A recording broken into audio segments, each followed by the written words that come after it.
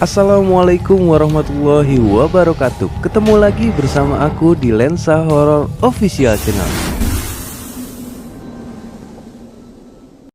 Sahabat Lensa, sebelum kalian menonton videonya, jangan lupa support terus Lensa Horor Official Channel dengan cara like, comment, subscribe, dan nyalakan lonceng notifikasinya biar aku makin semangat lagi buat konten-konten menarik buat kalian semua. Kali ini aku membahas tentang bagaimana caranya membuka indera keenam kalian.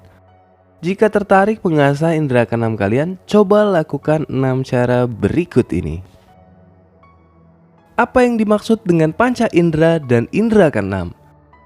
Normalnya manusia memiliki 5 indera, yaitu indera penglihat, indera peraba, indera pencium, indera perasa, dan indera pendengar. Kelimanya sering disebut dengan istilah panca indera.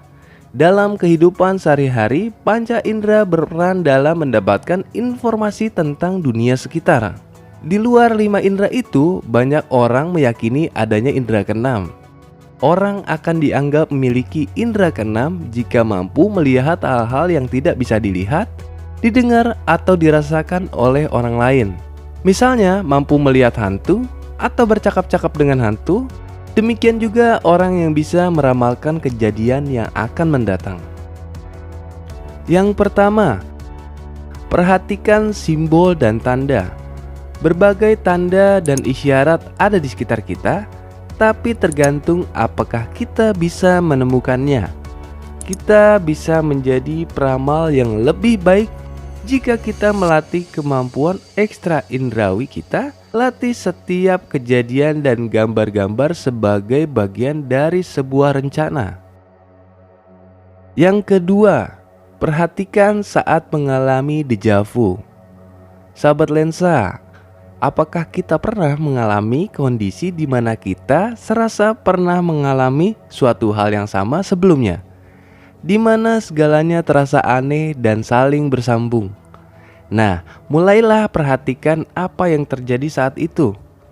Apa yang kita rasakan, ingatan apa saja yang akan muncul. Yang ketiga, perhatikan yang kebetulan terjadi.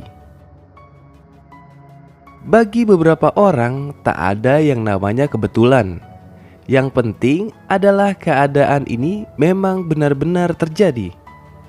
Jadikanlah hal-hal yang kebetulan sebagai simbol, tanda, dan isyarat daripada sekedar melihatnya sebagai kejadian acak yang tidak bisa dijelaskan. Yang keempat, membaca bacaan soal mitologi. Jika sahabat Lensa tidak mampu memahami hal-hal yang sederhana, tentunya akan sangat sulit bagi kita untuk bisa meramalkan masa depan.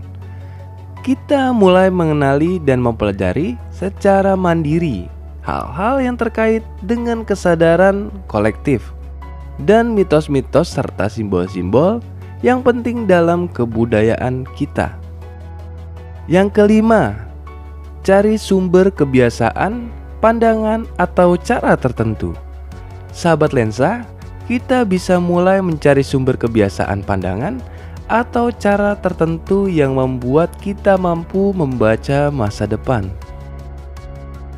Yang keenam, pelajari berbagai alat. Mempelajari kartu tarot adalah cara klasik yang bisa kita gunakan. Pelajarilah I Ching dan selamilah dunianya. Apakah yang dimaksud I Ching, Yi Jing atau I Ching, atau yang disebut Zhouyi adalah teknik peramalan yang paling tertua, yang sering digunakan atau paling terkenal di negara Cina. Cobalah kalian belajar meramal, membaca garis tangan, atau cara-cara peramalan yang lain yang lebih rumit seperti ilmu astrologi.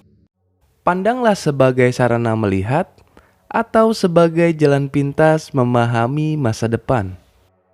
Itulah cara-cara untuk mengasah indera keenam kita. Jika kalian tertarik, kalian coba lakukan 6 cara seperti yang tadi aku jelaskan ya. Nah, yang perlu kita ingat juga nih sahabat Lensa, kemampuan ini hanyalah sebatas untuk menganalisa ya. Jadi kita boleh percaya atau tidak tergantung kepercayaan kita masing-masing ya. Sahabat lensa, sekian dulu video dari aku, semoga bermanfaat buat kalian semua dan menghibur kalian semua.